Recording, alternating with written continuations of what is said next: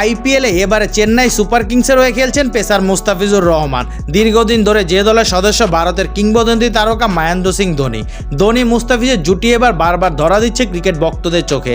কখনো ধোনির বাহবা পাচ্ছেন মুস্তাফিজ, কখনো ধোনির পরিকল্পনা সফলভাবে বাস্তবায়ন করছেন। কিন্তু দুইজনের এই রসায়ন মাঠেই সীমাবদ্ধ।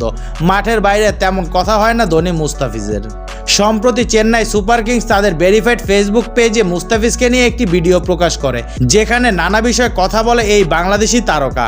এই সময় ধোনির সঙ্গে কী ধরনের কথা হয় এমন পোস্টে মুস্তাফিজের জবাব, ধোনি ভাইয়ের সঙ্গে বোলিং নিয়ে বেশি কথা হয়, এর বাইরে তেমন একটা কথা হয় না।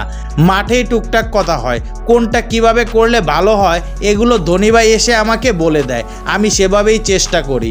মুস্তাফিজ আরও বলেন, জাতীয় দলে যেমন সবাই ফ্রেন্ডলি, এখানেও তেমনটাই। এখানে আসার পর আমার একটু অস্বস্তিবোধ হয়নি। ধোনি ভাইয়ের ফিল্ডিং সেট আপ, ডেথ ওভারে ব্রাভোর ফিল্ডিং সেট আপ, এইসব ছোট ছোট জিনিস খুব কাজে লেগেছে। অন্য যে কোনো টুর্নামেন্টের চেয়ে আইপিএলের তারকা বেশি, সব দেশের খেলোয়াড়রা এখানে আছে, তাই এখানে খেলে ভালো করলে অন্য জায়গায় সাফল্য পাওয়া সহজ হবে। এদিকে মুস্তাফিজের বাজে পারফরমেন্সের সমালোচনা যেমন হচ্ছে, নতুন চিন্তা বাড়ছে চেন্নাইয়ের, কারণ জিম্বাবুয়ে সিরিজে অংশ নিতে আর 2 ম্যাচ পরেই দেশে ফিরছে মুস্তাফিজ। তাই তার পরিবর্তে নতুন কাউকে দলে নেয়ার চেষ্টায় দলটি।